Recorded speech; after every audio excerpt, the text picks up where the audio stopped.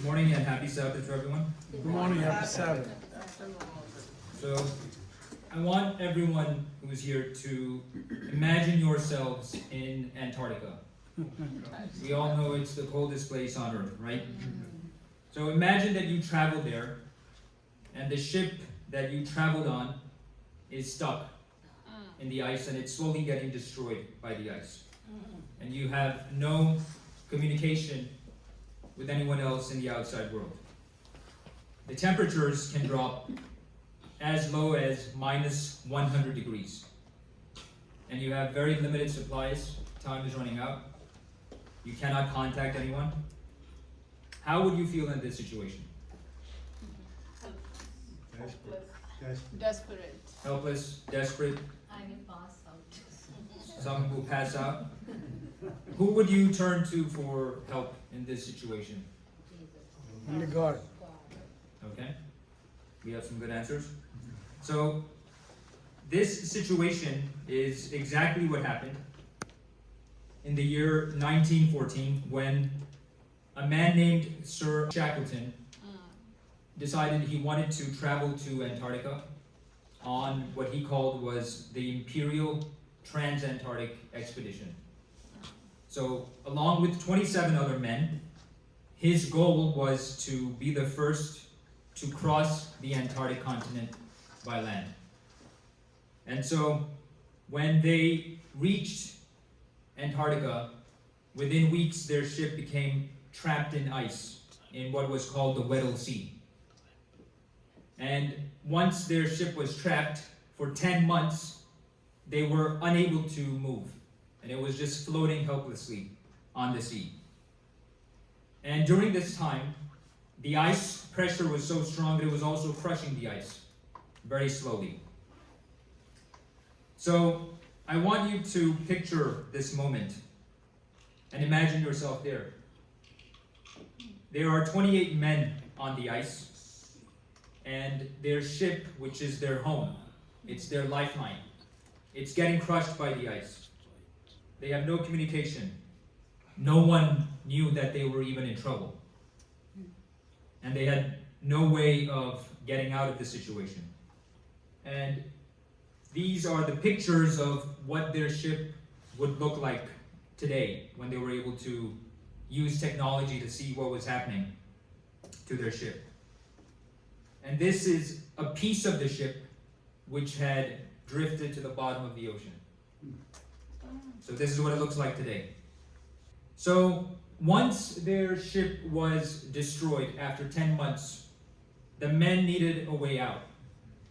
And so they camped on the ice after salvaging whatever supplies they could from the ship. And for 5 months they camped on the ice while they were thinking of some way to save themselves. And after 5 months, the ice that they were camping on started breaking apart. And so they moved into 3 lifeboats, the 28 men.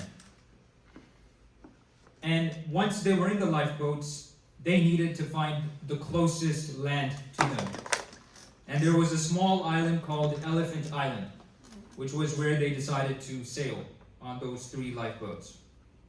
And once they reached Elephant Island, their troubles were still not yet over because Elephant Island was uninhabited.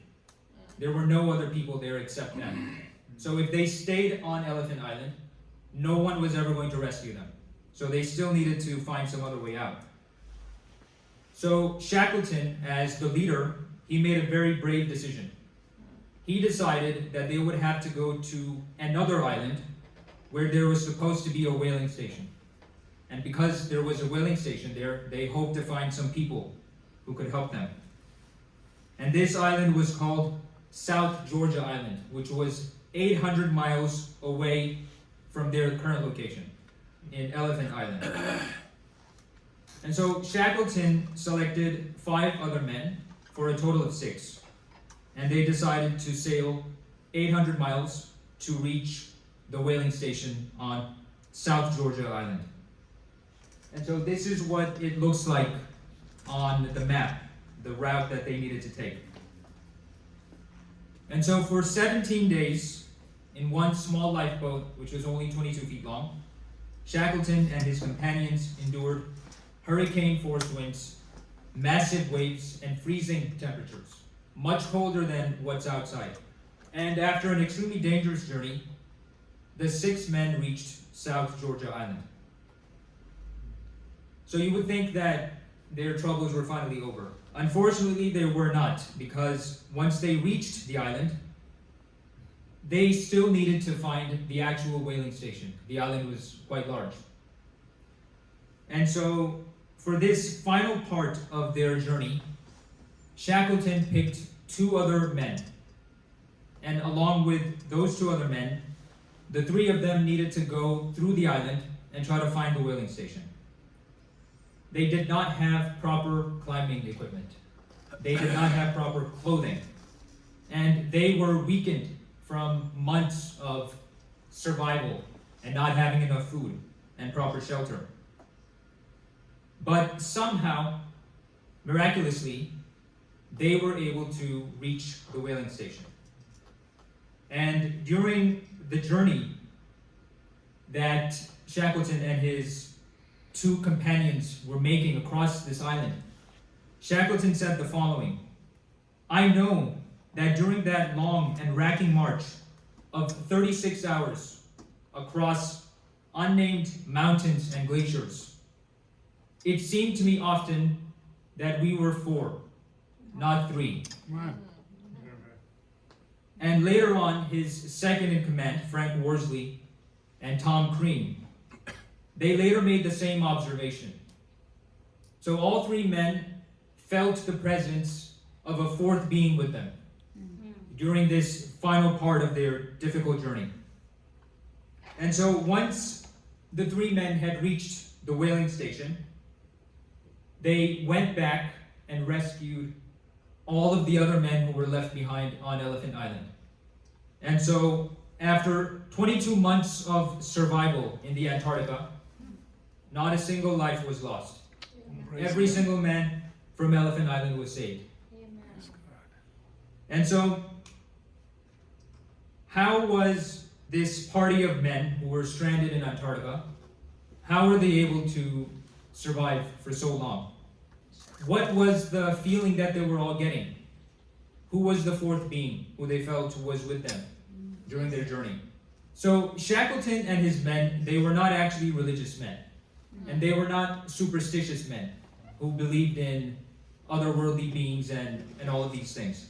They were very logical, practical explorers.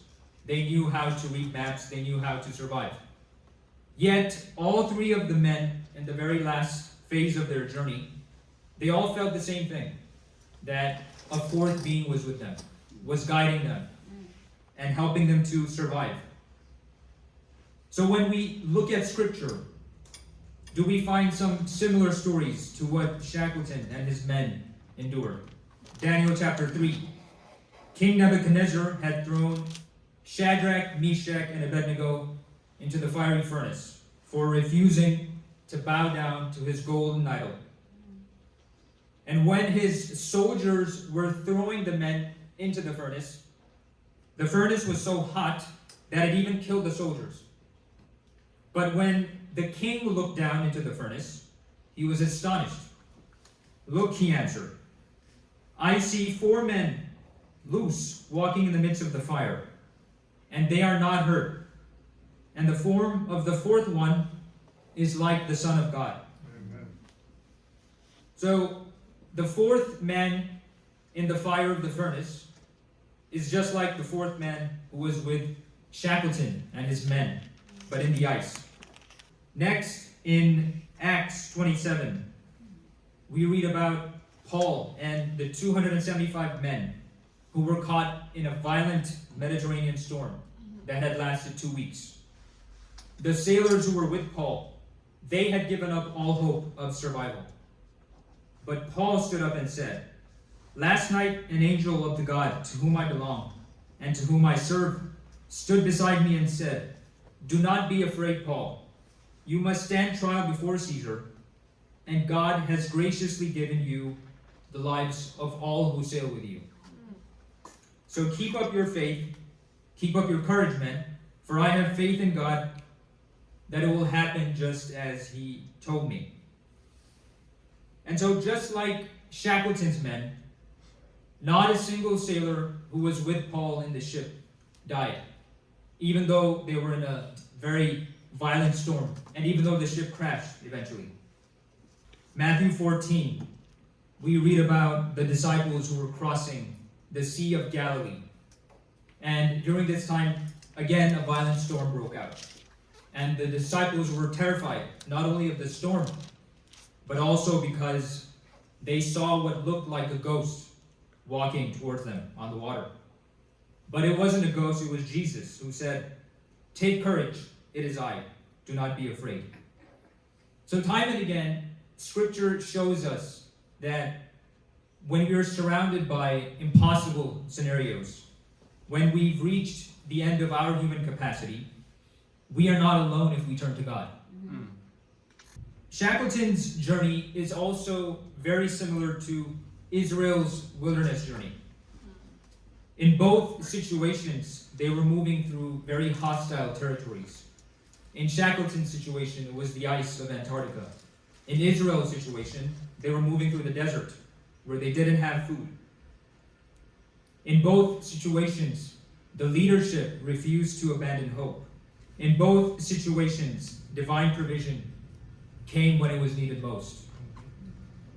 The Israelites faced many impossible situations, but each time, God opened up a way for them miraculously. And finally, in both situations, the journeys lasted much longer than they had expected. Shackleton and his men were lost for almost 22 months. And the Israelites also expected a quick and easy journey, but it ended up being much longer than they had expected. At the end, however, they were still able to reach their destinations. So, what is God's promise to us when we look at the Bible? In Isaiah 43, verse 2, we read, "When you pass through the waters, I will be with you. When you pass through the rivers, they will not sweep over you. When you walk through the fire, you will not be burned. The flames will not set you ablaze." These promises are proven through the stories that we've taken a look at. So what can we take away from Shackleton's journey? Just like Shackleton, we all face our own Antarctic journeys. Our issues may be financial. They may be about broken relationships. They may be very difficult health issues that we are dealing with. They may be a crisis of faith. Just like Shackleton, we may feel trapped in ice in situations that we can't escape from. We may feel that we are adrift in a hostile sea and we have no more control of the situation. And we may feel exhausted climbing mountains for which we are not prepared. But the message of Shackleton's journey and the message of the Bible is the same. We are not alone if we trust in God. The same God who placed a fourth being in the fiery furnace with Shadrach, Meshach, and Abednego. The same God who stood beside Paul on his sinking ship. The same God who guided Shackleton and his men through Antarctica. That same God is with you and I, if we trust Him today. And sometimes we only recognize God's presence through difficult situations when we look back on those situations. Just like Jacob, who said, "Surely the Lord was in this place, and I was not even aware of it." So how do we sense God's presence in our own wilderness journeys? One, we have to acknowledge our limitations. Our pride prevents us from experiencing what God has for us. Two, we must keep moving forward in faith. God only parted the Red Sea for the Israelites when they actually stepped towards it. Three, we must be attentive to the subtle ways God guides us. God may not speak to us directly, but He can still guide us just like He was guiding Shackleton and his men. Four, we must remember that God's presence becomes most real in our lives in our most difficult situations. when we reach the end of ourselves, that's when we can make room for God. And so, when Shackleton had rescued the final group of men from Elephant Island, he looked back on his experience and he said the following: "We had starved, we had suffered, but we had triumphed. Amen. We had seen God in His splendor. We had reached the naked soul of man. It's during that time that we can truly get to experience what God can do for us, when we stop depending on ourselves." And so, today, no matter what iceberg you may be facing, no matter what stormy seas you may have to cross, and no matter what mountains may be standing in your way, remember Shackleton's fourth companion. Remember that the God who guided countless faithful throughout the Bible and throughout history, that God walks with you too today. Let's bow our heads in prayer. Amen. Lord, just like Shadrach, Meshach, and Abednego, we face fires that we cannot survive alone. Just like Paul, we are surrounded by stormy seas that threaten to destroy us. And just like Shackleton's men, we navigate territories for which there is no map. So be our fourth companion. Make your presence known to us in our most difficult situations. And when we are unable to move forward, carry us through those situations. We ask and receive in your name, Jesus. Amen. Amen. Amen. Praise God.